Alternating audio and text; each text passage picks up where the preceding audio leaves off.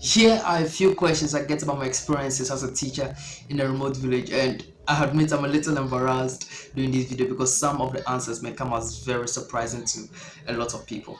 So the first question usually comes from my male friends is, do the local girls throw themselves at me? Generally, no. And notice how I use the word generally.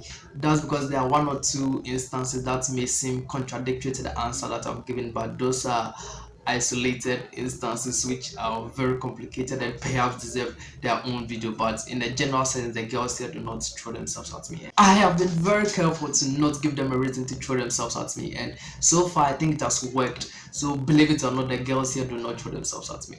The second question is, do I drink from the river?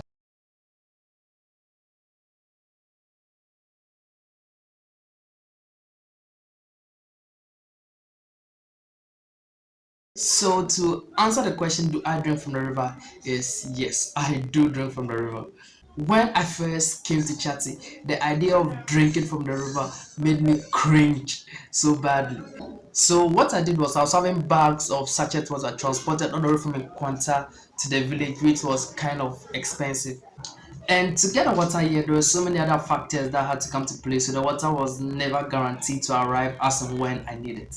For my initial couple of months, I was very lucky. The water arrived exactly when I needed it, but eventually my luck ran out and I was forced to go without sachet water for some time. And I got really thirsty. The more and more I got thirsty, the less and less the idea of drinking from the river got cringy.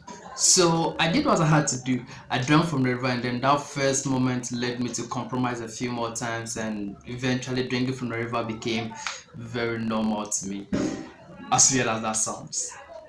So the final question for this video, which is, do we use the approved GES syllabus and scheme of work?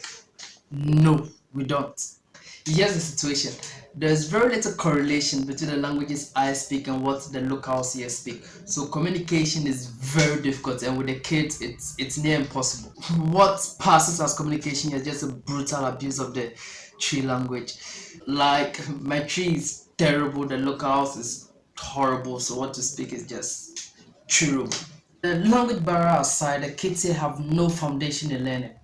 A lot of the learning that has taken place here has been mostly foundational. The absence of a learning foundation along with the communication barrier are just two of the numerous issues here that have crippled education. Despite that, we've made very slow but significant progress here, which we are very proud of. All of that is to say, moving by the approved Ghana education syllabus wouldn't have been suitable to the conditions here in Chati. We as teachers resorted to the teaching methodology of improvisation, which is what we have been using over here. So those are three of the questions I get a lot, and I hope my answers have been satisfactory. Please like and share this video and let me know what you think in the comment section.